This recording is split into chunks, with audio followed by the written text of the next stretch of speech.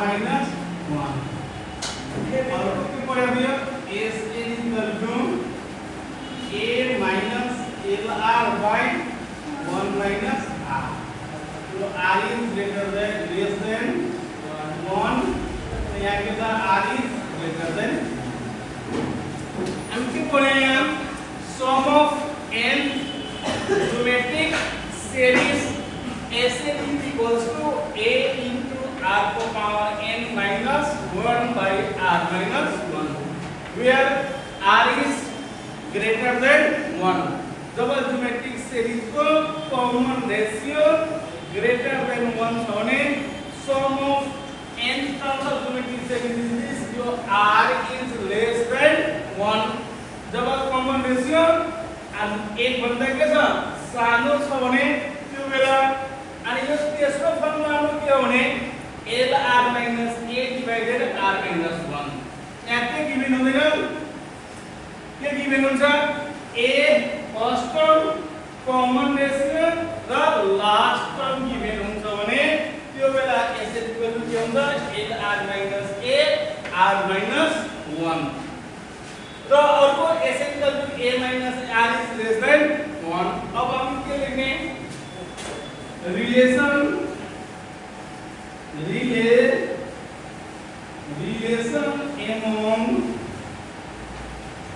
relation among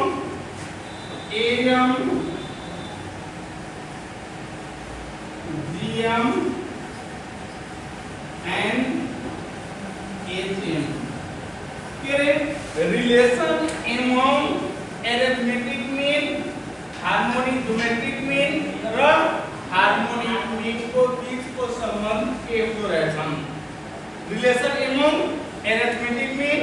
geometric mean र harmonic मीन यहाँ pay हम AM into HM is equal to GM को एउटा रिलेसन के आइडिया छ कि the product of arithmetic mean and harmonic mean arithmetic mean र हार्मोनिक मीन को प्रोडक्ट बराबर के हो रहा ज्योमेट्रिक मीन को square arithmetic mean into harmonic mean is equals to geometric mean को स्क्वायर दूसरा रिलेशन क्या होता है इसका a arithmetic mean greater than geometric mean and geometric mean is greater than harmonic mean. So sir ये bonding था in which of the following relation is true yeah in which of the following relation is not true. अब ये आपको याद रखना पड़ेगा क्यों कि arithmetic mean into harmonic mean बराबर चाहिए कौन सा geometric mean को स्क्वायर. तो तीनों मीन पर है arithmetic mean harmonic mean geometric mean अब प्रश्न कैसा कि arithmetic mean is always greater than geometric mean arithmetic mean को मान ज्योमेट्रिक मीन को मान भन्दा क्यों छ ठुलो हुन्छ यही नम्बर को अरु नम्बर को हैन जो दुईटा नम्बर को अरिथमेटिक मीन निकाल यही दुईटा नम्बर को ज्योमेट्रिक मीन निकाल यही नम्बर को हार्मोनिक मीन निकाल्दा सबभन्दा ठुलो कसको हुन्छ त अरिथमेटिक मीन को मान हुन्छ त्यो त्यसपछि सानो ज्योमेट्रिक मीन चाहिएको हार्मोनिक मीन भन्दा ठुलो के हुन्छ ज्योमेट्रिक मीन सबभन्दा कम चाहिएको हुन्छ हार्मोनिक मीन हुन्छ अब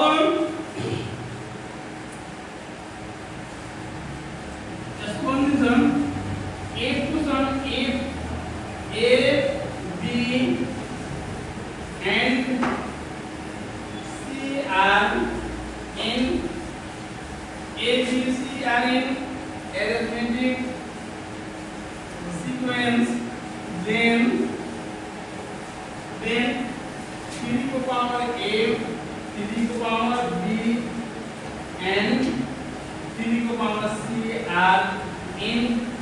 dot dot dot. अब हामीले के सो गर्नु पर्यो कि if a b and c are arithmetic sequence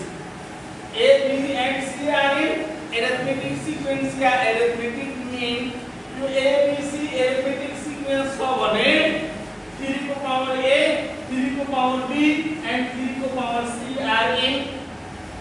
कुन सिक्वेन्स हो अप्सन दियो कुन चाहिँ यस्तो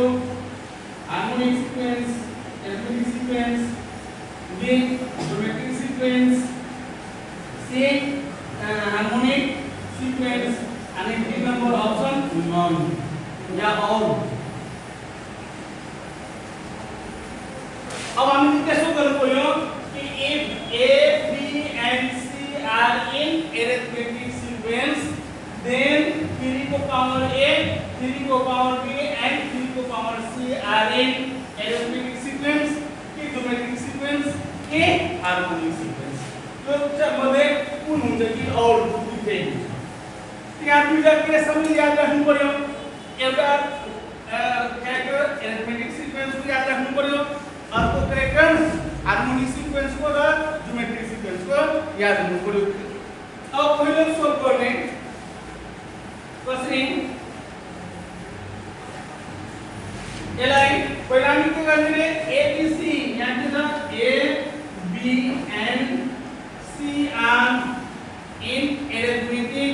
sequence so यदि A B C are in arithmetic sequence हो भने के लेख्न सकिन्छ के लेख्ने A B and C are arithmetic sequence हो भने के लेख्न सकिन्छ arithmetic sequence मा थर्ड टर्म इक्वल टु बीचवाला के हुन्छ GM AM इक्वल टु के हुन्छ A plus B/2 हुन्छ नि त्यसैले यसको B चाहिँ के भयो मीन B चाहिँ के भयो मीन त B इक्वल टु हामी के लेख्न सकिन्छ A plus C/2 we can write लेख्न सकिन्छ नि जब A B and C are in arithmetic sequence हो भने B इक्वल टु के लेख्न सकिन्छ A plus D/2 पुरै लेख्नुहुन्छ यदि यही A B and C are in geometric sequence भए के लेख्न मिल्यो B square equal to AC D square equal to AC र हार्मोनिक सिक्वेन्स भए B इक्वल टु के लेख्न मिल्यो 2AC/A plus C हैन हुन्छ अब यसलाई सोल्भ गर्दा के हुन्छ रे 2B equal to A plus C हुन्छ कि हुँदैन हैन हुन्छ क्रस मल्टिप्लिकेसन 2AB लाई multiply B equal to A plus C 2B equal to A plus C 2B equal to के हुन्छ A plus C मेग्नेटिक छ अब हामी एक्सपोनेंशियल इक्वेशन में बेस सेम भए पावर इक्वल पावर सेम भए base equal हुन्छ कि हुँदैन त्यसैले यहाँ मानिले यहाँ x को power a equals to y को पावर a हो यहाँ के हुन्छ x बराबर y हुन्छ कि हुँदैन अर्को चाहिँ के लेख्न सकिन्छ यो x को पावर a बराबर x को पावर b सरी यो y के रे x से मान्ने x अब यहाँ के हुन्छ पावर सेम छ भने बेस इक्वल अनि पावर सेम बेस सेम छ भने के हुन्छ पावर अब जस्तो छ भने आफ्नो मनले लाई y को पावर a अनि y को पावर b लेख्न मिल्यो कि मिलेन मिल्यो नि त्यसैले अब यसलाई हामी के गर्ने दुईटै दुईटै इक्वल छ भने यसको बेस